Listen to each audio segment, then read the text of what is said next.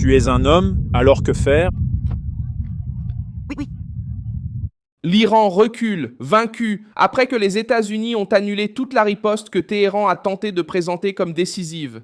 La garde révolutionnaire a lancé des missiles et des drones contre des installations liées aux États-Unis, au Koweït, au Qatar, à Bahreïn, à Oman, en Jordanie et en Syrie.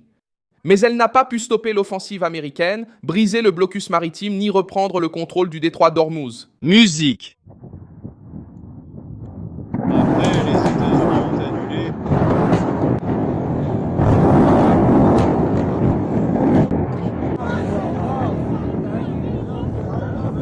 La riposte que...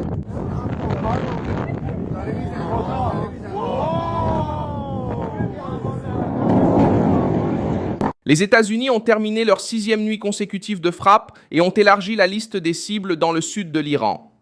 Téhéran a répondu par des vidéos, des communiqués et de grandes déclarations.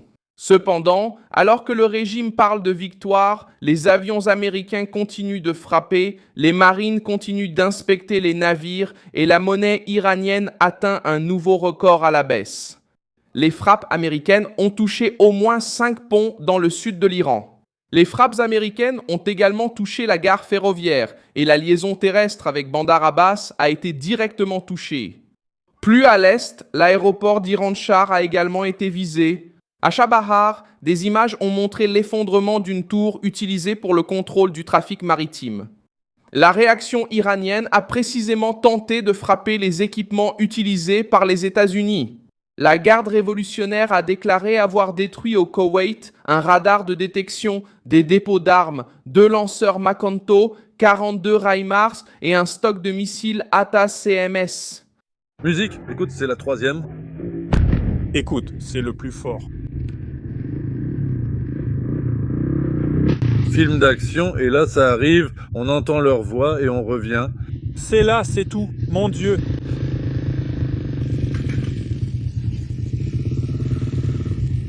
Celle-ci, comme ça. La voiture a fait un bruit strident. Comme une fusée. Comme une fusée, prête à décoller. Non, je n'entends pas le son. Ce n'est pas quand ça tombe. J'entends le bruit de l'agitation. Puis tu sautes. Non, cette fusée est vraiment une fusée. L'information a été diffusée par Presse TV. Jusqu'à présent, il n'y a pas de confirmation indépendante que ces systèmes militaires aient été détruits. Le commandement central n'a pas confirmé de telles pertes au Koweït ou à Bahreïn. Ce que le gouvernement du Koweït a confirmé, c'est une attaque contre une station de production d'énergie et de dessalement avec un incendie, des dégâts et l'interruption de certaines unités électriques. Au Qatar, des débris d'un missile intercepté ont blessé un enfant. Téhéran a également affirmé avoir frappé un centre d'opération spécial des États-Unis à Al-Tanf, en Syrie. Mais une source militaire syrienne a indiqué qu'il n'y a eu ni dégâts ni victimes sur place. Les forces américaines avaient déjà quitté Al-Tanf en février, ce qui a transformé l'affirmation iranienne en une annonce à l'impact limité. En Jordanie, la garde révolutionnaire est allée au-delà des attaques et a appelé à ce que la population et les militaires jordaniens frappent les intérêts américains sur le territoire. Cet appel montre une tentative désespérée de pousser d'autres nations dans la guerre après que les attaques iraniennes n'ont pas réussi à expulser les forces américaines ni à ralentir le rythme de la campagne aérienne. Chabahar est devenu l'un des symboles de cette pression. La tour touchée faisait partie du système de contrôle et de suivi du trafic maritime dans le golfe d'Oman. Ah!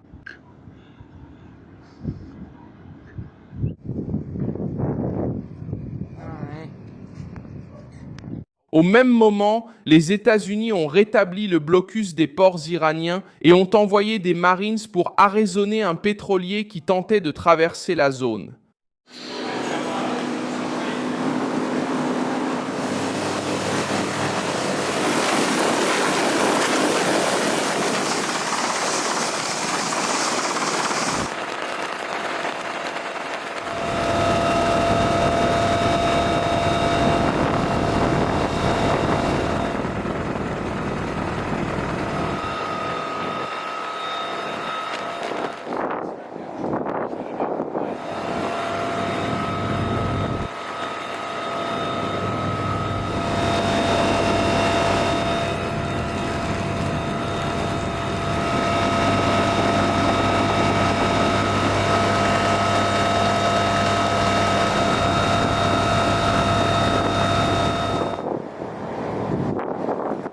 L'économie montre un autre aspect de la défaite.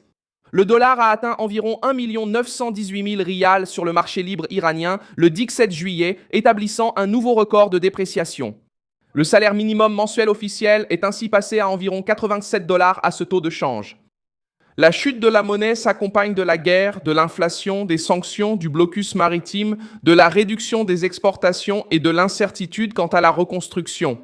Pour la population, cela se traduit par le prix de la nourriture, le coût des produits de base et la perte quotidienne de la production. Le régime peut publier des vidéos de lancement, mais il ne peut pas cacher que le rial est écrasé par la crise. Israël a également accéléré sa défense contre l'offensive iranienne. L'Organisation de défense antimissiles a indiqué que la production des intercepteurs Arrow a augmenté bien au-delà des prévisions d'il y a 3 ans.